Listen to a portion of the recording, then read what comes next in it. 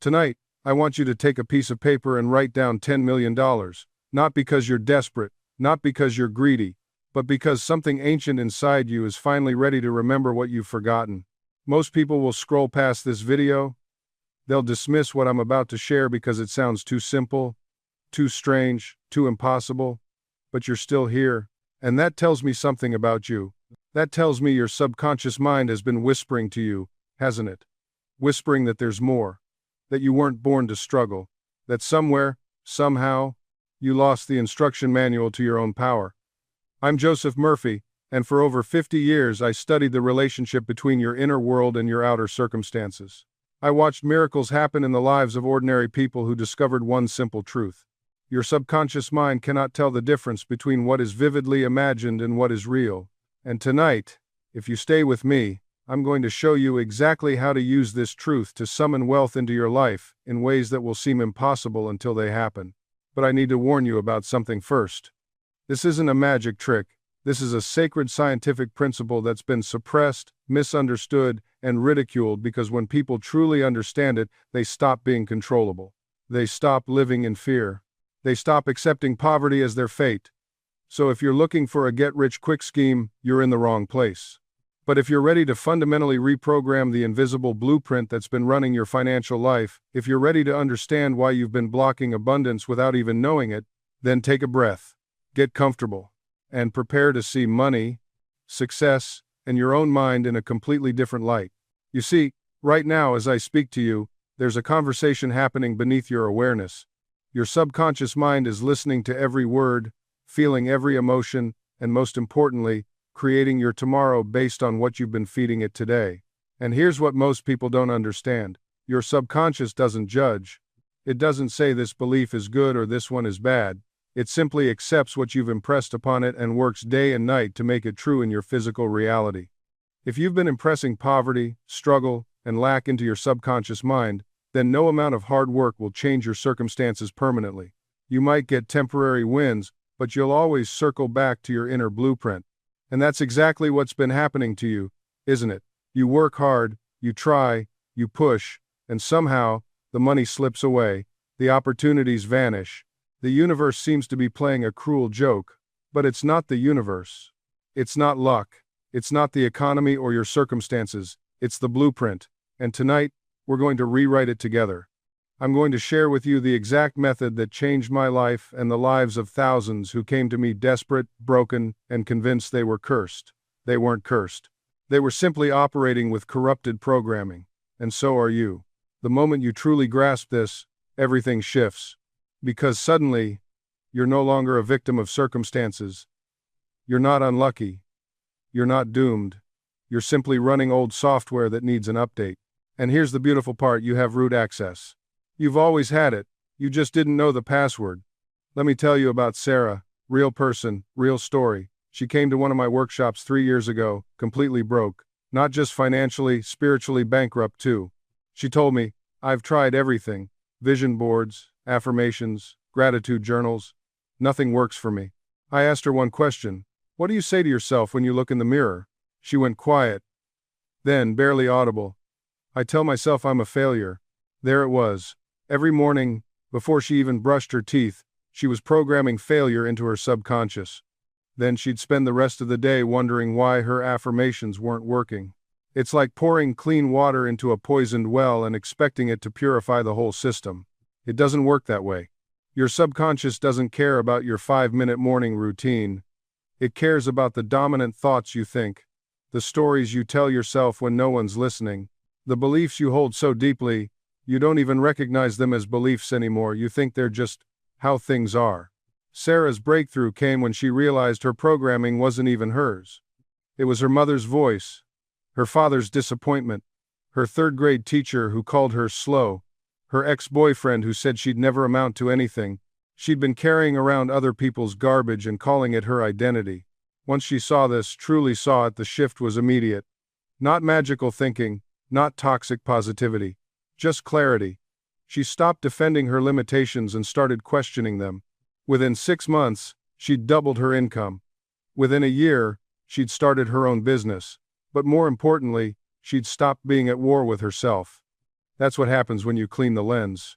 The world doesn't change, your perception of it does, and your perception creates your reality. Not sometimes, always. Think about it this way.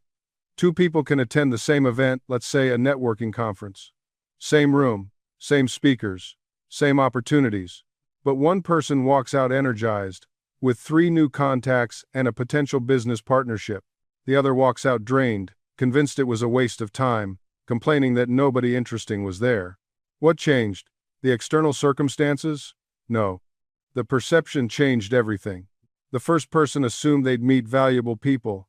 They looked for connection. They expected opportunity. And their subconscious mind, like a heat-seeking missile, guided them directly toward it. They noticed the right conversations. They felt confident approaching strangers. Their energy attracted the right people. The second person assumed it would be disappointing. They focused on what was wrong.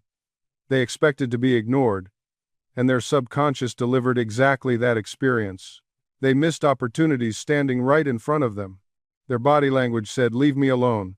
Their energy repelled connection. Same event, completely different realities. And it all started with perception. Here's what most people don't understand. Your subconscious mind doesn't judge whether your perceptions are true or false. It doesn't care. It simply accepts what you feed it and works tirelessly to make it real in your experience. If you perceive yourself as unlucky, your subconscious will find evidence everywhere. You'll notice every setback, every closed door, every disappointment. And you'll completely overlook the opportunities that were always there. If you perceive yourself as blessed, as guided, as someone, things work out for your subconscious will illuminate a completely different path. You'll notice the coincidences. You'll spot the open doors. You'll feel inspired to take action at exactly the right moment. This isn't positive thinking. This isn't pretending. This is understanding how your mind actually functions. Your perception is the filter through which all reality flows. Change the filter, and you change everything that comes through it. So when you're facing a challenge, the question isn't, how do I change this situation? The real question is, how am I perceiving this situation, and what is that perception creating? Because I promise you, shift your perception, and the situation shifts with it. Not eventually. Not someday. Immediately. The moment your perception changes, your reality begins to reorganize itself around that new perception. This isn't theory. This isn't wishful thinking. This is the fundamental law of mind that governs every aspect of your experience. Let me give you something concrete. Something you can test right now, today. Think about a person in your life who irritates you. Someone who pushes your buttons. Maybe it's a coworker who always seems to undermine you. Maybe it's a family member who never listens. You know exactly who I'm talking about. Now here's what you've been doing. You've been trying to change them. You've been waiting for them to see the error of their ways. You've been hoping that one day they'll just wake up different. How's that working for you? The truth is, you cannot change another person. But here's what you can do, and this is where it gets interesting. You can change your times concept, times of that person. You can revise your inner conversation about them. Stop rehearsing their faults. Stop reciting the story of how they wronged you. Stop predicting their next annoying behavior. Because every time you do that, you're impressing those patterns deeper into your subconscious, and you're actually perpetuating the very behavior you dislike. Instead, start assuming something different. Start seeing them as helpful, as kind, as cooperative. I'm not asking you to lie to yourself. I'm asking you to exercise your power of assumption, to consciously choose the version of them that you want to experience. And watch what happens. They'll either change before your eyes not because you manipulated them, but because your new perception literally calls forth different behavior from them, or they'll simply fade from your experience. The universe has a way of rearranging circumstances to match your inner state. This same principle applies to everything. Your bank account, your health, your opportunities, your sense of safety in the world. If you walk through life assuming scarcity, you'll find evidence of it everywhere. If you assume abundance, you'll be astonished at how opportunities appear seemingly out of nowhere. The world is not happening times to times you. It's happening times from times you. Now, let me share something that might challenge you at first, but once you grasp it, everything changes. The assumptions you carry aren't just casual thoughts. They're times instructions, times you're giving to the universe to your subconscious, to reality itself. Think about this carefully. Every single day, you're walking around with a set of expectations. You expect the traffic to be terrible. You expect your boss to be difficult. You expect money to be tight. You expect people to disappoint you. And here's the staggering part: you don't even realize you're doing it. These assumptions have become so automatic, so woven into the fabric of your thinking, that they feel like objective truth rather than what they actually are. Asterisk choices asterisk. When you assume something, you're not predicting the future. You're time selecting times it. You're tuning your radio to a specific frequency. And the universe, being the perfect mirror that it is, must reflect back to you exactly what you're broadcasting. I've watched people sabotage the most beautiful opportunities because their dominant assumption was, things never work out for me. They meet someone wonderful, but they assume it won't last. They get a job offer, but they assume there's a catch. They receive money, but they assume it'll disappear.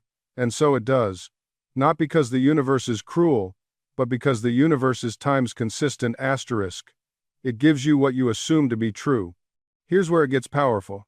You can change your assumptions times right now asterisk. Not tomorrow, not when conditions improve. Asterisk. Now asterisk.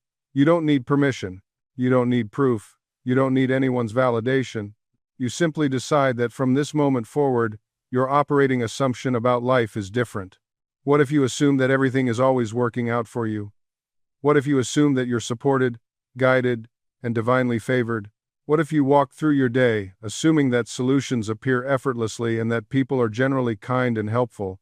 You'd be shocked at how quickly your reality reshapes itself. And here's the paradox that stops most people in their tracks. They wait to see it before they believe it. But the universe doesn't work that way.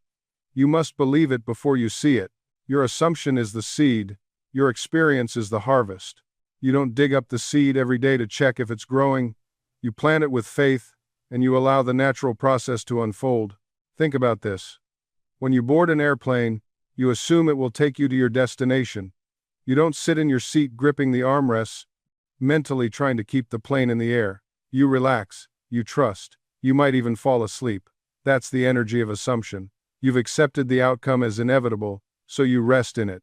Now apply that same energy to your desires. Assume your wish is already done. Assume the job is yours. Assume the relationship is healed. Assume the money is on its way. And then, relax into it. Stop forcing. Stop obsessing. Stop checking your phone every 5 minutes to see if it's manifested yet. That frantic energy is the energy of doubt, not faith. I know what you're thinking. You're thinking, but what if I assume something good and it doesn't happen? Here's what I'll tell you. That question itself is an assumption. It's an assumption of failure. It's an assumption that the universe might not respond. And if that's your underlying assumption, that's exactly what you'll experience. The real question is, what have you got to lose by assuming the best? What's the worst that can happen if you walk through life believing things are working out for you? You'll feel better. You'll be more relaxed. You'll make better decisions. You'll attract better circumstances.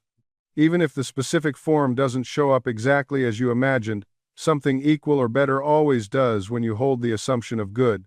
Your subconscious mind doesn't argue with you. It doesn't fact-check your assumptions. It simply accepts what you consistently impress upon it and goes to work to make it real. That's its job. That's its only job. Now, here's what most people get wrong. They think they need to control the times, how, asterisk. They obsess over the mechanism.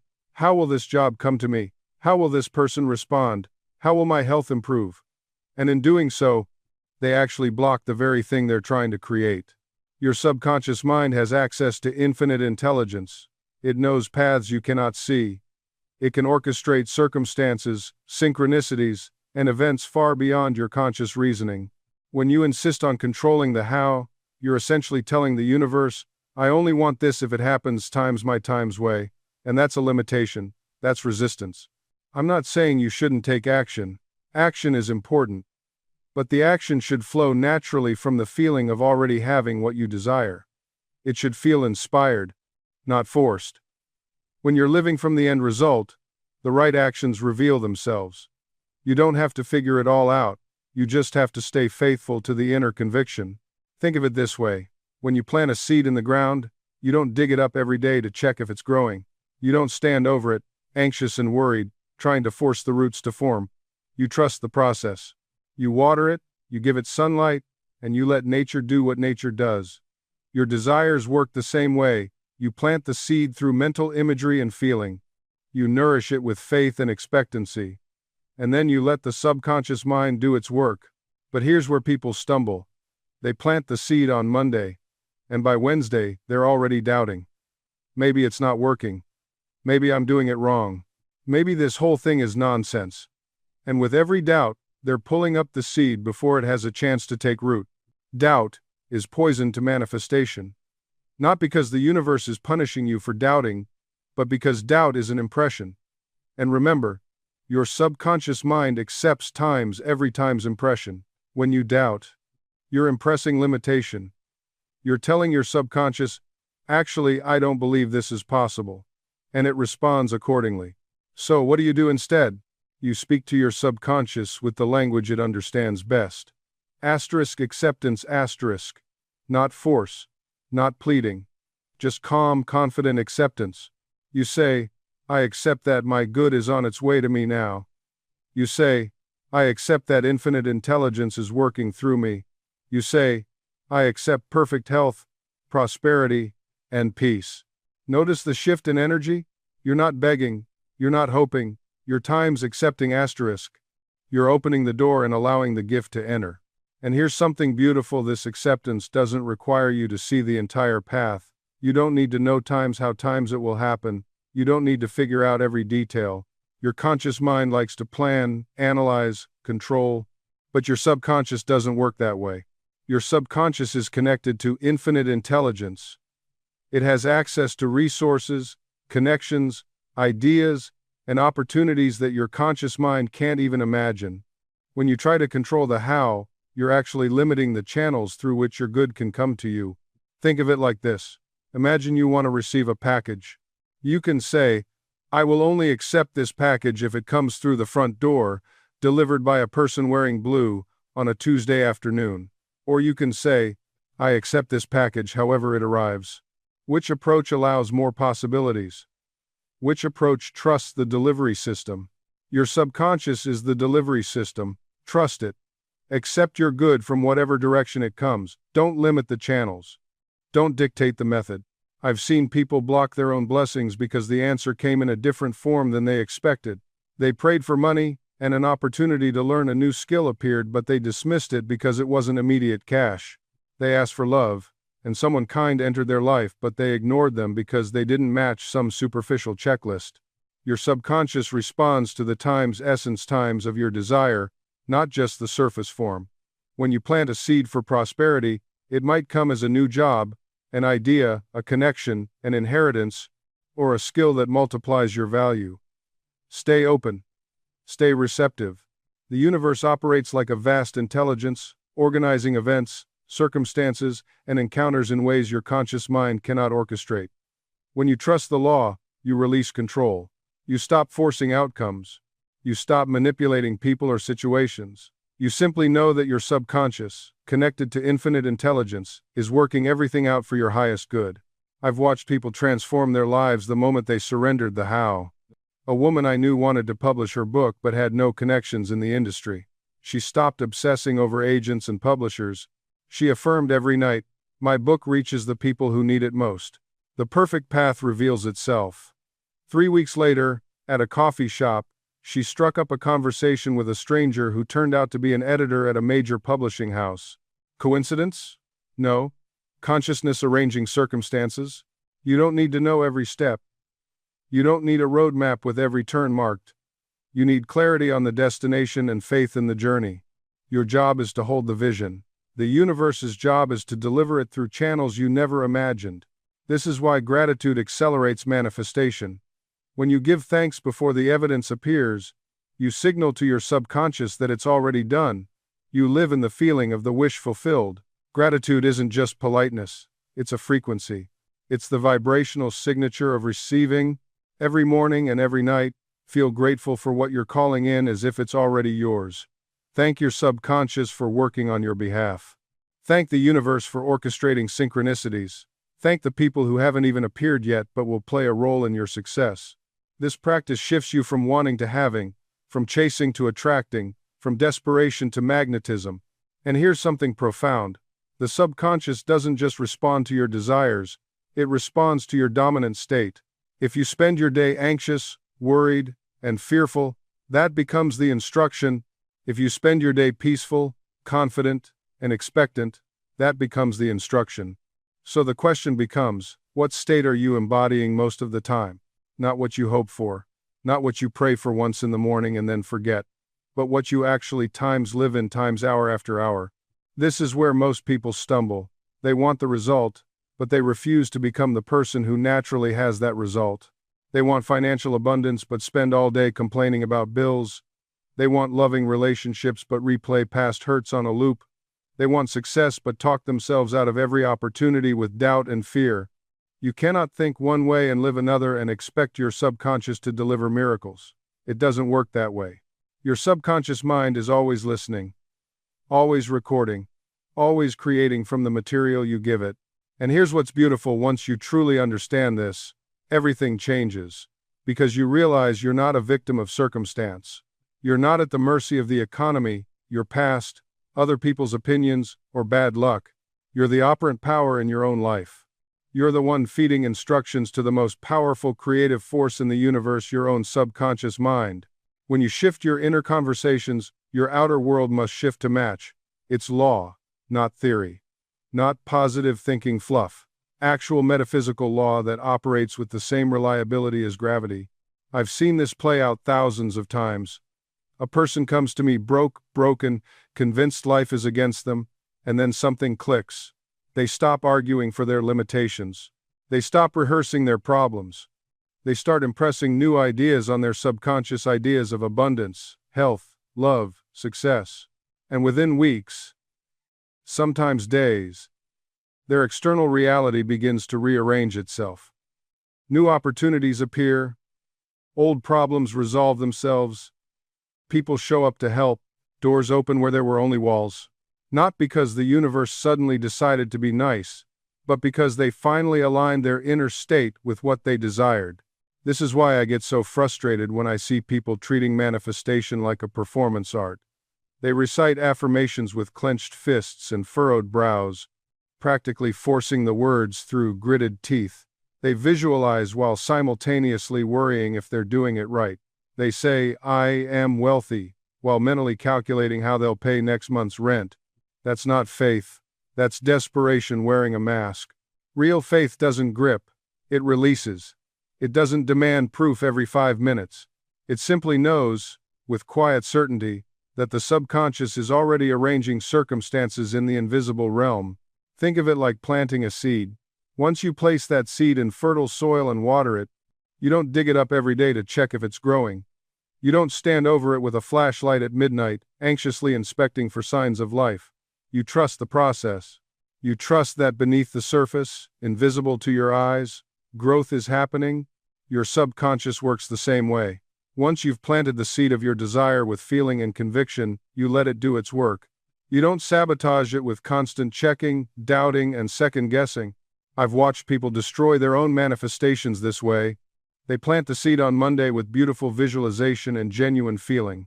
Then on Tuesday, they dig it up with worry. Wednesday, they water it with doubt. Thursday, they cover it with fear. By Friday, they're wondering why nothing's growing. The answer is obvious.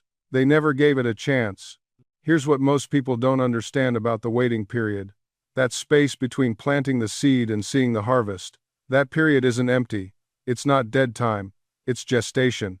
It's the most active period of all, even though you can't see what's happening. In that silence, in that apparent nothingness, your subconscious is busy. It's connecting you with the right people. It's arranging synchronicities. It's shifting your awareness so you notice opportunities you would have walked past before. It's changing your energy so you become magnetic to what you desire. But you'll abort this entire process if you panic in the silence. Let me tell you about the difference between action and reaction. Most people live in reaction mode. Something external happens, and they scramble. They see no movement in their outer world, and they immediately start doubting, questioning, revising their entire approach. That's not faith. That's fear with a vision board. True manifesting operates from a place of action, not reaction. You set your intention, you do the inner work, you align your feeling state with your desired outcome, and then you move through your days with calm certainty, regardless of what the external world shows you in any given moment. Here's what that looks like practically. Let's say you're manifesting a specific career opportunity. You've visualized it, you've felt the reality of it, you've spoken as though it's already done. Now, 3 weeks pass and you haven't received the call. The old you would panic. You'd start refreshing your email obsessively. You'd send desperate follow-up messages. You'd tell your friends, I guess it's not meant to be. You'd start looking for backup plans that feel like settling. But the you who understands this process? You continue moving through your life with assurance. You prepare for the role as if the offer is already in your inbox. You might take a course that would help you excel in that position. You organize your schedule to accommodate the new opportunity. You shop for clothes that make you feel like the person who already has that job. Not from a place of maybe or I hope, but from this is happening. Do you see the energetic difference? One approach reeks of desperation. The other radiates certainty. And the universe, your subconscious mind, whatever you want to call this intelligent force that responds to your vibration, it knows the difference. Think about what happens when you tell someone. Don't think about a pink elephant. What's the first thing that pops into their mind? A pink elephant. Your subconscious doesn't process negatives, it only sees images. So when you say, I don't want to be poor, your subconscious hears poor and creates images of poverty. When you say, I hope I don't fail, it sees failure. This is why the language you use with yourself matters so profoundly. You're not just making sounds or having random thoughts. You're issuing commands to the most powerful creative force in your personal universe. Your words are shaping your neural pathways, triggering emotional responses, and setting vibrational frequencies that determine what you attract. Let me give you a practical example. 2 people are trying to improve their financial situation. The first person says, I need more money. Bills are piling up. I can't keep living like this. Something has to change. Notice the energy there? Need, lack, desperation, resistance to what is. The second person says, I am so grateful that abundance flows to me easily. Money comes to me from expected and unexpected sources. I am a magnet for prosperity. Feel the difference? That's acceptance. That's certainty. That's alignment. Now, I can already hear some of you saying, but isn't the second person just lying to themselves? If they don't have money, isn't that just denial? And this is where most people get tripped up. They think affirmations are about denying current reality. They're not. They're about choosing which reality you're going to feed. Your current circumstances are yesterday's thoughts made manifest. They're old news. They're the harvest from seeds you planted weeks, months, or years ago. When you make an affirmation, you're not denying what is. You're planting new seeds. You're choosing what tomorrow's harvest will be. There's a massive difference between denial and decision. Denial says, everything is fine, while the house burns down around you. Decision says, this is where I am, but this is not where I'm staying. I'm now moving in a new direction. There's a profound difference between these two states. Denial keeps you paralyzed. Decision mobilizes you. Denial is passive acceptance dressed up as optimism. Decision is active faith backed by movement. When you make a true decision, you're not pretending the problem doesn't exist. You're acknowledging it fully and then declaring your intention to transcend it. You're saying to your subconscious mind, yes, I see this condition. I accept that it's here now. But I also know that I have the power to impress new patterns upon you, and you will faithfully reproduce them in my experience. This is the secret that changes everything. Your subconscious doesn't argue with you. It doesn't debate whether you're worthy or ready. It simply accepts what you persistently impress upon it. When you're in denial, you're actually impressing fear because beneath the surface pretense, you're running from truth. But when you make a decision, you're impressing certainty, you're impressing direction, you're impressing the image of where you're going, not where you've been. I've watched people transform their health this way. They didn't deny the diagnosis, they didn't pretend the symptoms weren't real, but they made a decision. This condition is not my permanent address.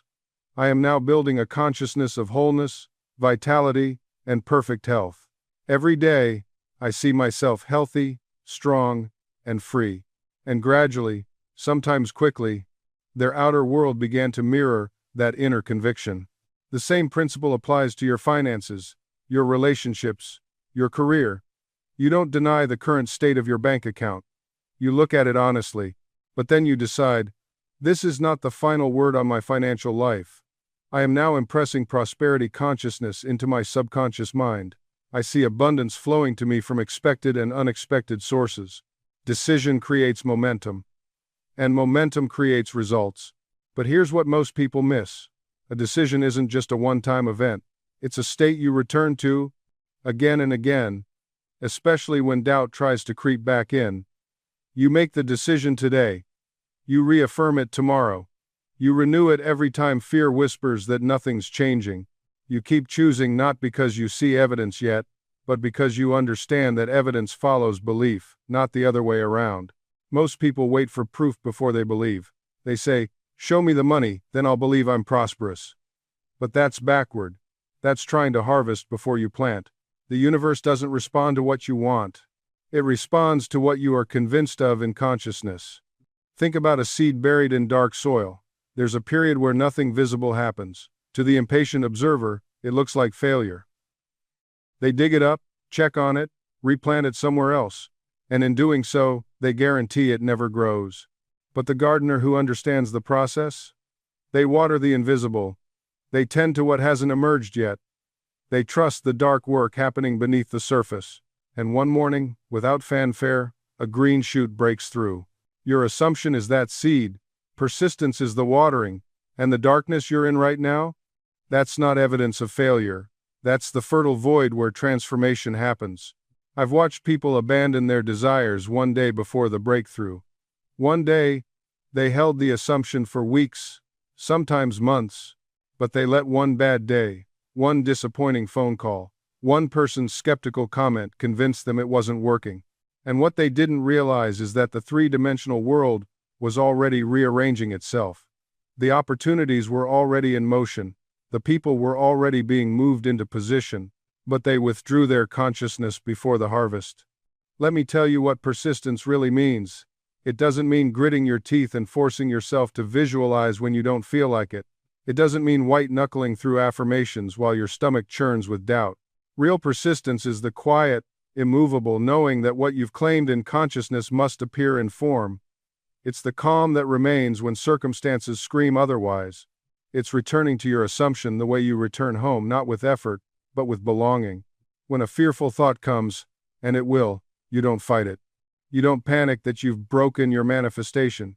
You simply notice it, and then you gently return to the feeling of your wish fulfilled. Like guiding a wandering child back to safety. This is the practice, not perfection, not flawless mental discipline, just consistent return. Again, and again, and again. And what you'll discover is that each return becomes easier. Each redirect of thought becomes more natural, because you are training your subconscious mind through repetition, through gentle insistence, through unwavering direction. This is how transformation actually happens. Not through dramatic breakthroughs. Through the accumulated weight of 10,000 small decisions, each one saying, no, not that thought. This one instead. Your subconscious doesn't argue with this. It doesn't resist gentle, consistent redirection. It simply accepts the pattern you establish through repetition. And patterns, once established, become automatic. This is the secret that makes everything else possible. Because once your thought patterns shift, once your internal dialogue changes, your entire experience of reality transforms with it. The same circumstances that once triggered panic now trigger curiosity. The same challenges that once felt insurmountable now feel like puzzles to solve. Not because anything external changed, because the mind interpreting those circumstances changed. And here's what makes this process accelerate. Evidence accumulation. Every time you redirect a thought and feel even slightly better, you've created evidence. Every time you focus on what you want and notice a small shift, you've created proof. Every tiny improvement becomes ammunition for belief. Your subconscious collects this evidence. It notices, oh, when we think this way, things feel different. When we focus here instead of there, circumstances shift. and it begins to cooperate more fully, more automatically. This is momentum. This is the snowball effect that everyone talks about but few understand how to create. You create it through the boring, unglamorous, absolutely essential work of thought-by-thought redirection. So, let's be clear about what we're building here. We're not just trying to manifest one thing. We're not just attempting to solve one problem. We're fundamentally restructuring how your mind operates. We're installing new default patterns that will serve you for the rest of your life. This one skill-conscious thought direction is worth more than 1,000 techniques. Because techniques require this foundation. Without it, they're just mental gymnastics. With it, they become powerful tools of transformation. Let me share something that might surprise you. The most powerful technique I ever discovered wasn't a technique at all. It was a realization, a moment of clarity that changed everything. I was working with a woman who had tried every manifestation method under the sun. Visualization, affirmations, scripting, vision boards, you name it, she'd done it, and nothing worked. Not because the techniques were flawed, but because she was using them as shields against her own disbelief. She would visualize her ideal life while thinking, "This is stupid, but I'll try anyway." She would affirm abundance while feeling the sting of lack in her chest. She was going through the motions without inhabiting the state. One day, I asked her a simple question. If you knew, with absolute certainty, that your desire was already yours, not coming, not on its way, but already established in the invisible realm, what would you do differently right now? She paused. Then tears welled up in her eyes. I would stop frantically searching for proof, she said. I would stop checking my bank account 20 times a day. I would stop feeling this desperate clawing in my chest every morning. That's the shift. That's the foundation. When you truly accept that your desire exists in consciousness first, you stop begging for it. You stop chasing it. You stop treating the external world as the source of your good. Instead, you recognize that the external world is merely reflecting what you've accepted as true within. This is why I emphasize feeling above all else, not forced feeling, not manufactured emotion, but the natural feeling that arises when you accept something as done. Think about how you feel about your name. You don't affirm it, you don't visualize it, you don't try to manifest it. You simply accept it as fact, and that acceptance carries a feeling, a quiet certainty that requires no effort. That's the feeling you want with your desire, not excitement, not desperation, not even hope. Just calm acceptance. The kind of acceptance that says, of course, it is done. Now, does this mean techniques are useless? Absolutely not. But their purpose shifts entirely once you have this foundation. Techniques become tools for deepening acceptance, not creating it. They become ways to saturate your consciousness with the reality of your fulfilled desire, not ways to beg the universe for permission. When you visualize from this foundation, you're not trying to make something happen. You're simply enjoying what is already yours in consciousness. When you affirm from this foundation, you're not trying to convince yourself of a lie. You're simply reminding yourself of a truth you've already accepted. This is why people who master this art often say their affirmations feel effortless. There's no strain, no desperation in their voice. They speak their desired reality the way you might mention the color of the sky with casual certainty. They've already done the inner work. The affirmation is just maintenance, just keeping the channel clear. Think of it like this. When you know your name, you don't need to shout it 1,000 times to believe it. You simply know it. When someone asks, you state it naturally. That's the quality of conviction we're cultivating here. Your desired reality becomes as familiar to you as your own reflection. Now, let me address something that confuses many students. They ask, if I've already accepted it in consciousness, why do I need to keep affirming? Beautiful question. Here's the answer. You're living in a world of delay. The three-dimensional world operates on a time lag. What you plant in consciousness takes time to emerge into physical form. During this interval, your senses will continue showing you the old reality. This is where most people stumble. Your affirmations during this interval serve a specific purpose. They're not trying to make something happen, remember, it's already done in consciousness. They're protecting your inner conviction from the evidence of your senses. They're reminding you to stay faithful to the unseen reality rather than bowing to the visible one. Imagine you've planted a garden. You've put quality seeds in fertile soil. You know they're growing beneath the surface, even though you can't see them yet. Every day, you water that soil. You're not trying to make the seeds grow, they're already growing. You're simply maintaining the conditions that allow what's already happening to continue happening. Your affirmations are that water. They maintain the inner conditions of acceptance while the outer world catches up. This is why persistence matters, but not the kind of persistence that comes from doubt. Not the frantic, desperate repetition of someone who doesn't really believe. The persistence of one who knows.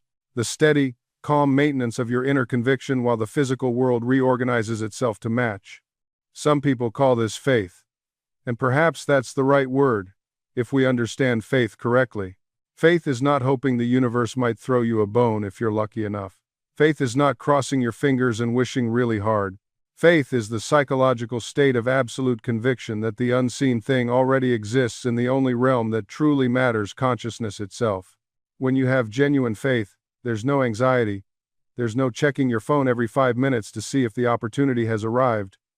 There's no second guessing whether you visualize correctly. There's just this calm, settled knowing, the same way you know your name, the same way you know the sun exists even when you're indoors and can't see it. This is what separates the person who manifests consistently from the person who tries technique after technique and never sees results. The successful manifester has moved beyond technique into state. They're not doing visualization as a practice they hope will work. They're experiencing reality from the end result as their natural mental dwelling place.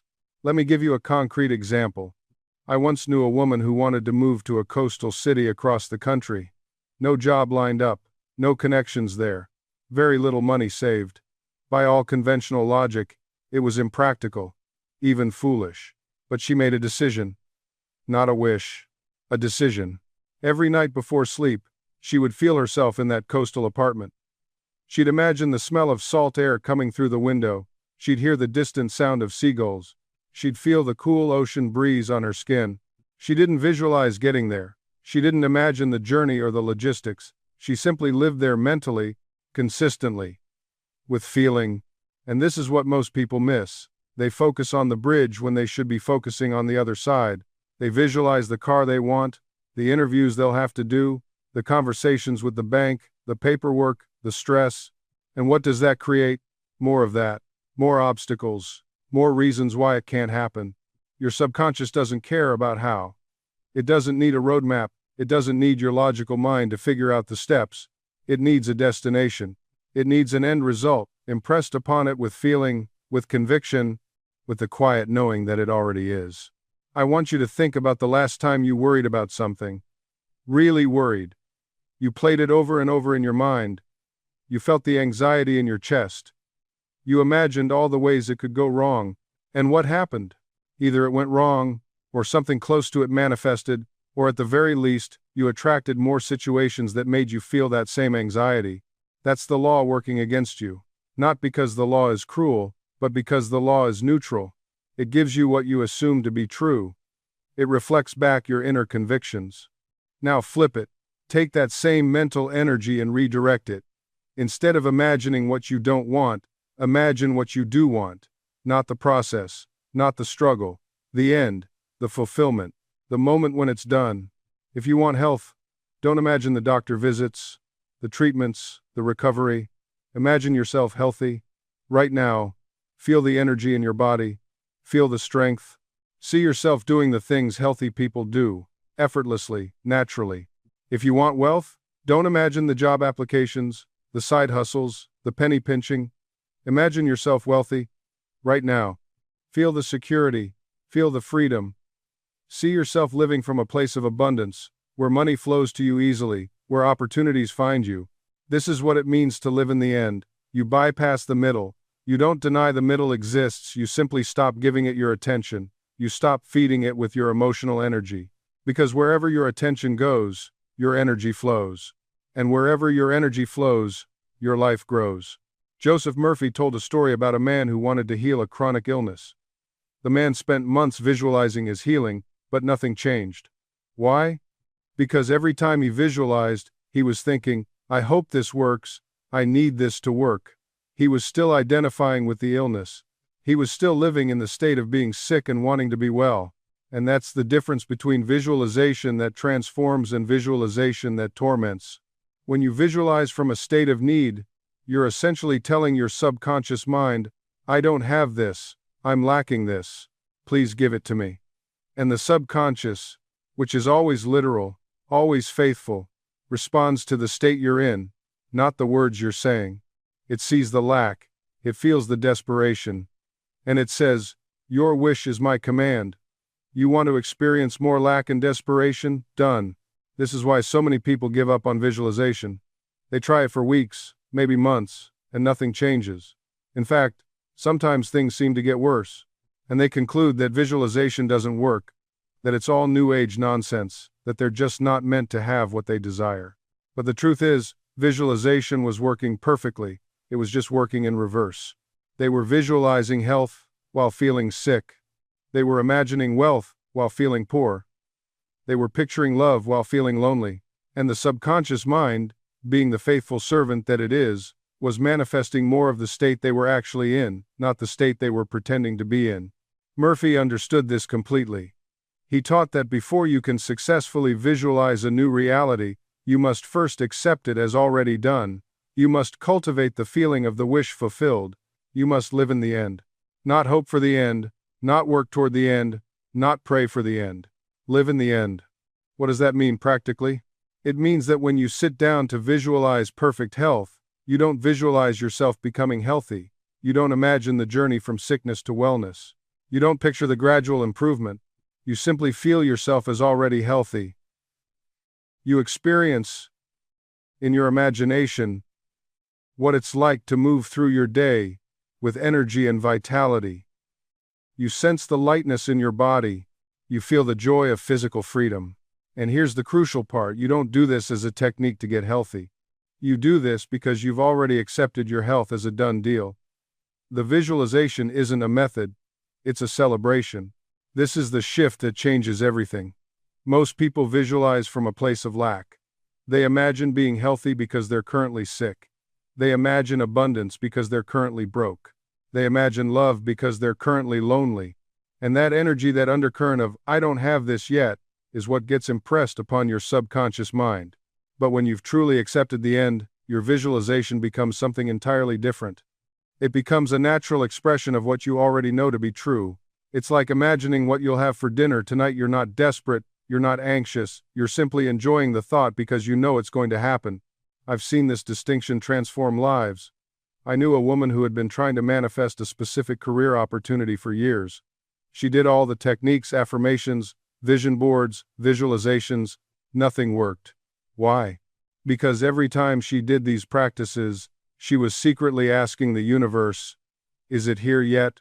When will it arrive? Please, please, please let it happen." Then something shifted. She stopped doing techniques altogether. Instead, she simply accepted that the opportunity was already hers in consciousness. She didn't know how or when it would appear in physical form, but she stopped questioning whether it would. And from that place of acceptance, she occasionally found herself daydreaming about her new role not as a method, but as a natural overflow of her inner conviction. The opportunity appeared within 3 weeks. This is what Murphy meant when he said the subconscious cannot argue with an accepted belief.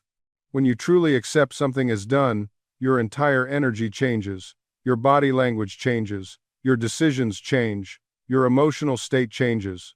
And most importantly, your subconscious mind goes to work arranging circumstances, events, and encounters that align with your accepted reality. This is why people who suddenly come into money, lottery winners, inheritance recipients often lose it all within a few years. They never change the inner picture. They never revise the feeling of wealth within themselves. The money came, yes, but their subconscious mind was still operating from an image of lack, of limitation, of "this isn't really mine." And so the subconscious, loyal servant that it is, worked tirelessly to restore the outer conditions to match the inner conviction. The same principle works in reverse for those who build lasting wealth. They don't just accumulate money, they first accept themselves as prosperous. They revise their inner self-image before the bank account reflects it. And when the money comes, it stays. Because now there's alignment between the inner and the outer. I want you to think about the area of your life where you most desire change. Maybe it's your health. Maybe it's your relationships. Maybe it's your career or your sense of purpose. Now ask yourself honestly, what image am I holding of myself in this area? Not what you wish for, not what you hope might happen someday. But what image are you actually living from, day after day, moment after moment? Because that image, that inner picture, is the architect of your experience. It's the silent instruction being given to your subconscious mind every second of every day.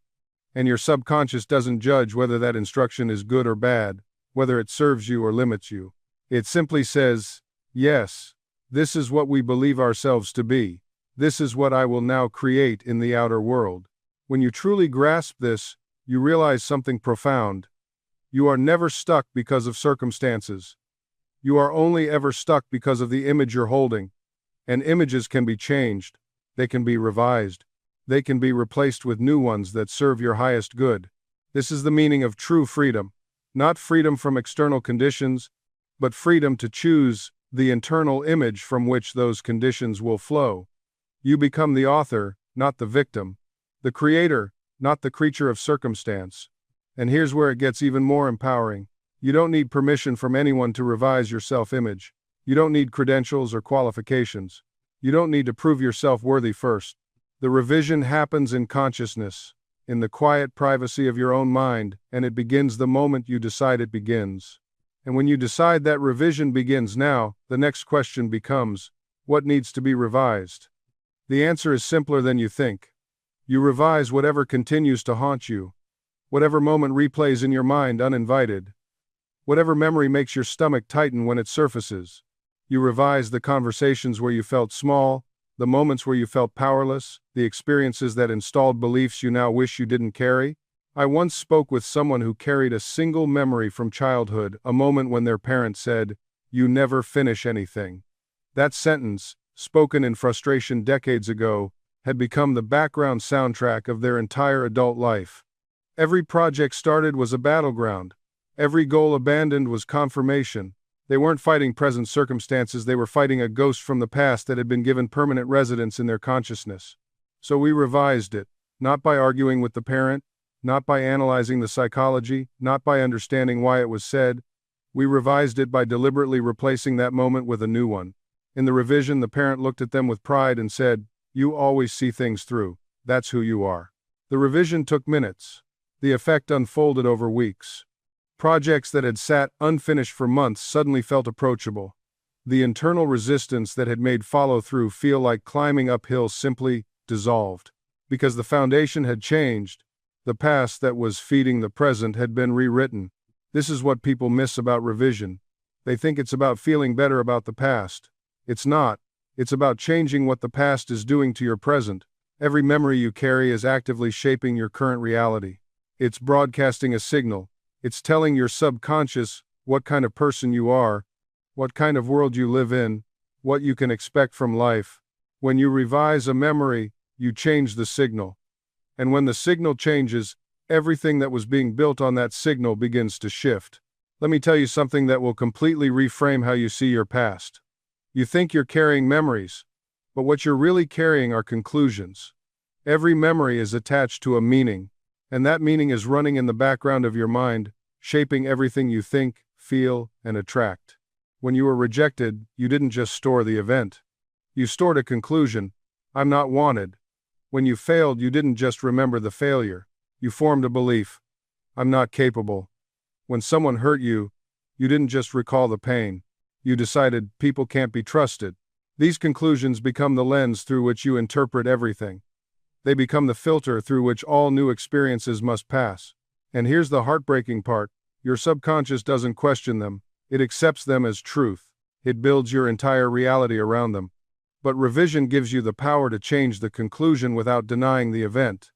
You're not pretending it didn't happen. You're choosing what it means. You're deciding what you learned.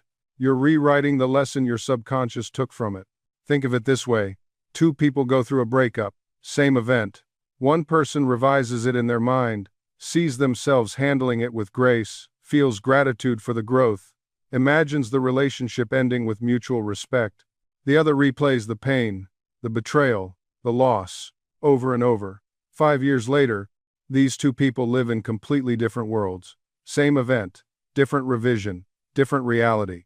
The past doesn't determine your future. Your relationship with the past determines your future.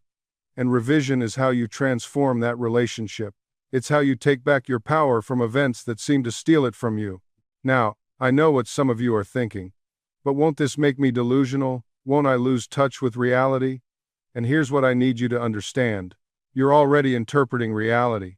You're already deciding what things mean. The question isn't whether you're going to have a version of the past. The question is whether that version empowers you or imprisons you. You've been carrying a story about your childhood.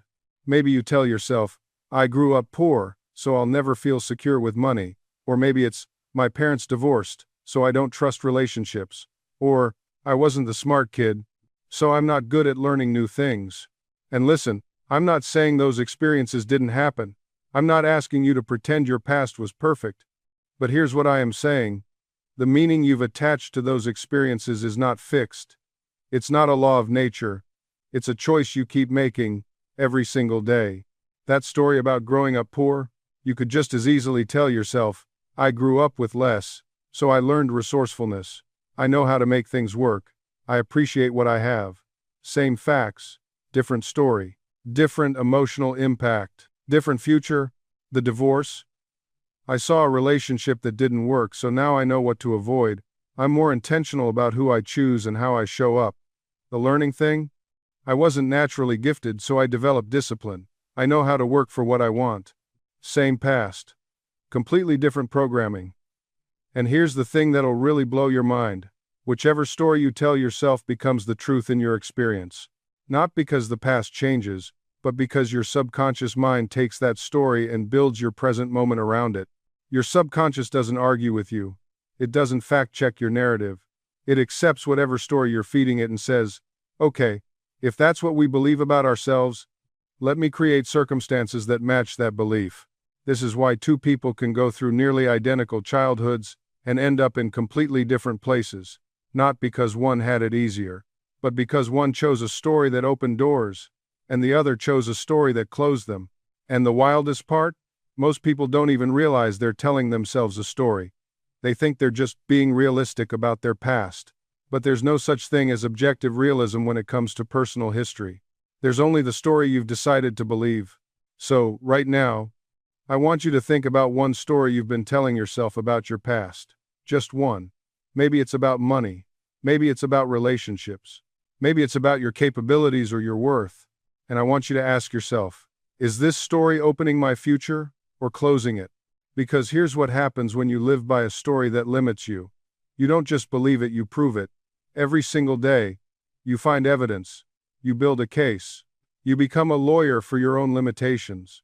Someone offers you an opportunity, and you say, that's not for people like me. A door opens, and you don't walk through it because your story says you're not ready, not qualified, not destined for that. You meet someone who sees potential in you, and you dismiss it because it doesn't match the narrative you've been telling yourself for years. And the universe? The universe doesn't argue with you, it says, okay, if that's the story you're committed to, I'll give you more chapters of the same book. But here's the beautiful, powerful, liberating truth. You can close that book, right now, today, this moment. You can set it down and say, this was one version of my story, but it's not the only version. And it's not the version I'm choosing anymore. Because you're not just a character in a story someone else wrote. You're the author, you're holding the pen, and every thought you think, every belief you hold, every word you speak, that's you writing the next page. Think about the stories you've been telling about money. I'm not good with money, I never have enough. Money slips through my fingers. Every time you say that, you're writing it into your reality. You're instructing your subconscious mind to create circumstances that match that narrative. What if you changed the story? What if you started saying, I'm learning to manage money wisely. Abundance flows to me. I'm grateful for every dollar that comes my way, and I use it with intention. Feel the difference? That's a different story. And a different story creates a different life. Or the story about your health. I'm always tired. I'm not strong. My body lets me down. Those words aren't just descriptions, they're prescriptions. You're prescribing your own experience. What if the story became, my body is resilient, I'm getting stronger every day, I honor my health, and my health honors me. Because here's what they're not telling you in the health magazines, the wellness podcasts, the supplement commercials, Your subconscious mind doesn't know the difference between a vividly imagined experience and a real one. That's not motivation talk, that's neuroscience. When you close your eyes and feel yourself radiating with energy, your brain begins releasing the same chemicals as if you were actually experiencing that vitality. When you imagine your body moving with ease and strength, your nervous system starts activating those neural pathways. This is why Olympic athletes use visualization. This is why surgeons practice procedures mentally before they ever touch a scalpel. And this is why your health can transform when you change the inner image. I know someone who was told they'd need surgery for a chronic condition. The doctors were certain. The scans showed it. The pain confirmed it. But instead of immediately going under the knife, they spent 30 days doing something radical. They created a new mental image. Every morning and every night, they sat quietly and imagined their body perfectly healed. They didn't deny the current condition. They didn't pretend the pain wasn't there. But they refused to give it the final word. They spoke to their subconscious. Every cell in my body knows how to heal. My body is wise. My body is resilient. I am being restored to perfect health. 30 days later, they went back for the pre-surgery scan. The condition had improved so dramatically that the doctors postponed the surgery. 3 months after that, it was completely resolved. Miracle? No. Mystery? Absolutely not. It was the subconscious mind doing what it was designed to do, responding to the dominant impression. Your body is not a machine that breaks down and stays broken. Your body is a living, intelligent system that is constantly rebuilding itself. Right now, as you're hearing these words, millions of cells are being replaced. Your stomach lining regenerates every few days. Your skin renews itself every month. Your liver can regenerate itself in months.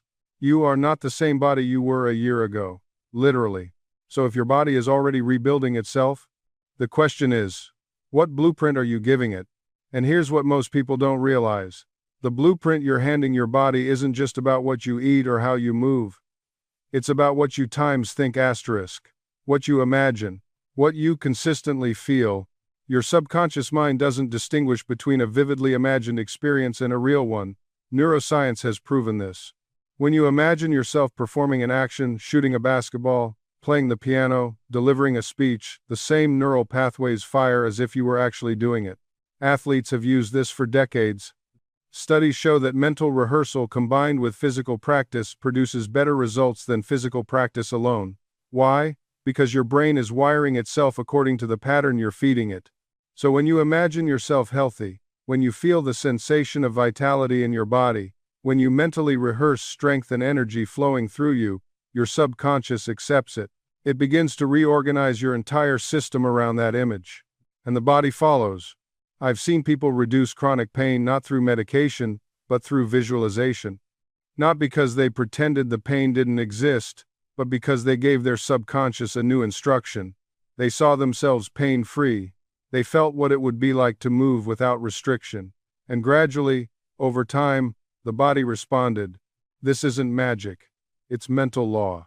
Your imagination is the workshop where your future body is being built right now. And if you spend your time imagining decay, decline, and disease, if you constantly rehearse scenarios of weakness and limitation, then that's the blueprint you're giving to the master builder within you. But if you shift that, if you begin to imagine vitality, if you see yourself moving with ease, breathing deeply, waking up energized, your subconscious will mobilize every resource at its disposal to make that image real. Because that's its job. The architect doesn't argue with the blueprint, it just builds. So what are you building? Are you rehearsing illness or wellness? Are you practicing limitation or possibility? Because every thought is a rehearsal, and every rehearsal shapes what comes next. Here's the truth that changed everything for me. Your subconscious mind doesn't argue. It doesn't debate whether what you're telling it is true or false. It simply accepts. It takes the blueprint you hand it through your habitual thinking and says, okay, this is what we're building. That's why two people can experience the same event and walk away with completely different realities. One person loses a job and thinks, I'm unemployable. I'm a failure. Nothing ever works out for me. Another person loses the same job and thinks, this is redirection. Something better is clearing space for itself in my life. Same event. Two entirely different instructions to the subconscious. And 6 months later, their lives looked nothing alike. Not because of luck, Not because one had better opportunities, but because one was programming success, while the other was programming struggle. You've been hypnotizing yourself your entire life. The question isn't whether you're under hypnosis, the question is what you've been hypnotizing yourself to believe. Every time you say, I can't afford that, you're in hypnosis. Every time you say, I'm not good at this, you're in hypnosis. Every time you look in the mirror and focus on what you don't like, you're in hypnosis. You're giving your subconscious mind very clear instructions about what to create more of. The people who transform their lives aren't doing something mystical. They're simply becoming conscious of the hypnosis and changing the script.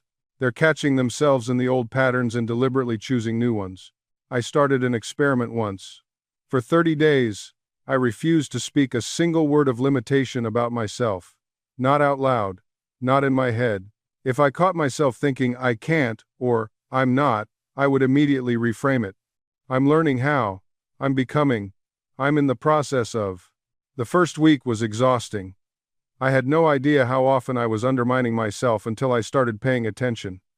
Dozens of times a day, these little thoughts of limitation would pop up, little grenades I was throwing at my own future. But by week 3, something shifted. The new thoughts started feeling natural. My subconscious was accepting the new program. And by the end of 30 days, my external circumstances had shifted in ways I couldn't have orchestrated consciously. The job offer came first. Not through my desperate applications, but through a former colleague who suddenly reached out. The salary was exactly what I had visualized. Then my relationship improved not because I tried harder, but because I had become different inside. My partner noticed. They said I seemed lighter, more present. But here's what nobody tells you about this process. The transformation isn't always comfortable. As you shift internally, your external life must reorganize to match. Sometimes that means people leave. Sometimes opportunities you thought you wanted fall away. I watched friendships dissolve that were built on my old identity. At first, I panicked. Was I doing something wrong? No. I was doing something right. Your subconscious is loyal to your dominant mental state. When you change that state, it must create circumstances that reflect it. The universe doesn't operate on sentimentality. It operates on vibrational alignment. What no longer matches must go. What does match must come. This is why some people start this work and immediately experience what feels like chaos. Their marriage ends. They get fired. They lose friends. And they think the technique failed them. But the opposite is true. The technique worked perfectly. It cleared out what was incompatible with their new self-concept. The breakdown was actually a breakthrough in disguise. I'm not saying you should seek destruction. I'm saying you shouldn't fear it if it comes. Trust the process. Your subconscious knows exactly what needs to happen to bring you into alignment with your desire. It sees the entire chessboard. You only see one move at a time. After 6 months of consistent practice, I stopped measuring results. I stopped checking if it was working. That's when the real magic began. Because now I was living from the end naturally. I wasn't pretending anymore. I wasn't affirming something I didn't believe. I genuinely felt prosperous, loved, and successful before any external evidence proved it. That's the secret Murphy understood that most people miss. You don't do this technique to get something. You do it to become someone. The getting is just the natural consequence of the being. That's why people who chase manifestations often feel empty when they get them. They got the car, but they didn't become the person who naturally owns that car. They got the relationship, but they didn't become the person who naturally attracts love. So the thing feels foreign. It feels temporary. It feels like it doesn't really belong to them. But when you do this work properly, when you truly embody the state, something remarkable happens. The manifestation feels completely natural. It feels inevitable. It feels like, of course this is mine. Where else would it be? I've seen this with students who manifest homes. The ones who visualize to get a house often feel anxious even after they move in. They worry about losing it. They feel like imposters. But the ones who visualize to become the person who lives in that kind of space, they walk in and feel at home immediately. Their nervous system recognizes it. Their subconscious says, yes, this is ours. This is the difference between manifestation and transformation. Now, let me address something important about persistence. Because you might be thinking, I've been visualizing for weeks and nothing's changed. And I want you to understand something fundamental about how change actually works. The subconscious mind doesn't operate on your timeline, it operates on the principle of saturation. Think of it like dyeing fabric. You don't dip white cloth into dye once and expect it to be permanently colored. You have to immerse it, you have to let it soak.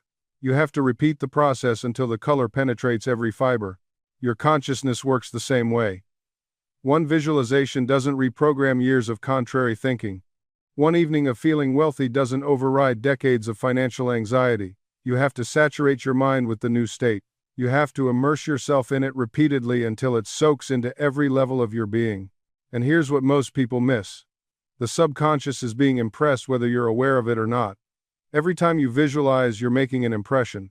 Every time you feel the wish fulfilled, you're creating a groove in consciousness. You might not see external results immediately, but internally, the foundation is being laid. This is why consistency matters more than perfection. You don't need a flawless visualization session. You don't need to hold the feeling for an hour without wavering.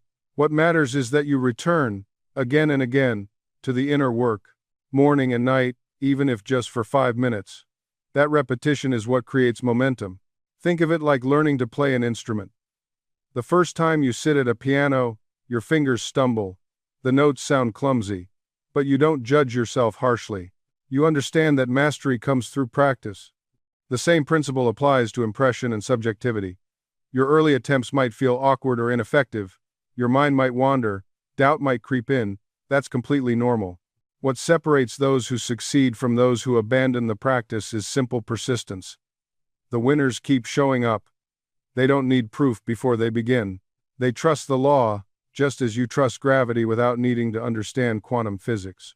They make their impressions daily, knowing that beneath the surface, something profound is shifting. And here's something beautiful that happens along the way. The practice itself becomes rewarding. At first, you might approach visualization as a means to an end. You want the job, the relationship, the healing. But as you deepen your practice, you begin to notice something remarkable. The act of dwelling in the wish fulfilled brings peace. It brings joy. It becomes a sanctuary from the chaos of the external world. You start to realize that you're not just creating your future, you're transforming your present. Every moment spent in the feeling of the wish fulfilled is a moment of fulfillment itself. This is the secret within the secret. The state you seek externally is available internally right now. And when you touch that state repeatedly, you become magnetic to its physical equivalent. This is why Murphy taught that feeling is the secret. Not thinking, not wishing, not hoping feeling. When you generate the feeling that corresponds to your fulfilled desire, you're not pretending. You're not faking it. You're tuning into a frequency that already exists in the quantum field of infinite possibilities. You're selecting a channel, and once selected, reality rearranges itself to match. This is why manifestation accelerates when you let go of the how. When you stop micromanaging the universe. When you stop demanding that your desire arrive through one specific door. You see, your conscious mind has a very limited view. It can only see a few options, a few pathways. But your subconscious? It's connected to infinite intelligence. It sees 10,000 doors you don't even know exist. So when you plant the seed, when you impress the subconscious with the feeling of your wish fulfilled, you must then step back and trust the process. You don't dig up the seed every day to check if it's growing. You don't stand over it with a flashlight at midnight, panicking because you can't see the roots forming beneath the soil. You water it with faith, you nourish it with assumption, and you let nature, let the law do what it does best. I've watched people sabotage their own manifestations countless times by clinging too tightly to one specific route. They want the money, but only if it comes from their job. They want the relationship, but only if that one person changes their mind. They want the healing, but only through this one doctor, this one treatment, and in doing so, they close 1,000 other doors the universe was trying to open for them. Let me give you an example. A woman once came to me desperate for financial relief. She had been affirming abundance for months, but nothing was changing. When I asked her what she truly believed, she admitted she was only looking for a raise at her current job. That was the only door she was watching. I told her, stop limiting the infinite. Feel yourself wealthy. Assume the abundance is already yours, but release the need to control how it arrives. Within 3 weeks, she received an unexpected inheritance from a distant relative she barely knew. A door she never even thought to look at swung wide open. This is the intelligence of the subconscious. This is the power you access when you stop interfering. Your job is not to figure out the how. Your job is to embody the what, to live from the end, to feel it so deeply, so consistently, that your entire being vibrates at the frequency of the fulfilled desire. And then, you let the universe, this perfect, precise, responsive intelligence, orchestrate the details. Because here's the truth that will set you free. The universe is not working against you. It's not withholding anything from you. It's not testing you or punishing you. It's responding to you, always, instantly, perfectly. When you begin to see patterns of answered prayer, something shifts inside you. What was once hope becomes knowing. What was faith becomes certainty. You stop wondering if times your desires will manifest. You start recognizing how times they're already manifesting. This is the consciousness of mastery. Every master throughout history reached this point. They stopped petitioning. They stopped begging. They stopped treating the infinite as something separate from themselves. Instead, they claimed their birthright. They assumed the feeling of the wish fulfilled not as a technique, but as their natural state of being. You are being called to this same mastery right now. And here's what mastery looks like in daily practice. You wake up, and before your feet touch the floor, you feel gratitude for the day that's already perfectly orchestrated. You move through challenges not with resistance, but with curiosity, knowing that every obstacle contains a hidden gift. You interact with others from a place of inner fullness, not seeking validation or approval, because you've already validated yourself at the deepest level. Mastery is living from the answer instead of the question. It's walking through your day as the person who already has what you desire, not the person trying to get it. This isn't pretending. This isn't fake it till you make it. This is recognizing that in consciousness, in the realm where all things are created, you already possess everything. The physical manifestation is simply the shadow catching up to the light. Think about it this way. When you plant a seed, you don't dig it up every day to check if it's growing. You trust the process. You water it. You give it sunlight. You know that beneath the surface, invisible forces are working on your behalf. The same is true for your desires. Once you've planted them in consciousness through feeling, your job is to maintain the awareness that they're already growing. This is faith in action. And when doubts arise, because they will, you don't fight them, you don't resist them, you simply return to the feeling, you redirect your attention, you choose again. Every moment is a new opportunity to align with your desire or to separate from it. There is no judgment in this. There's only choice. The universe doesn't punish you for moments of doubt. It simply responds to your dominant mental atmosphere, your prevailing state of consciousness.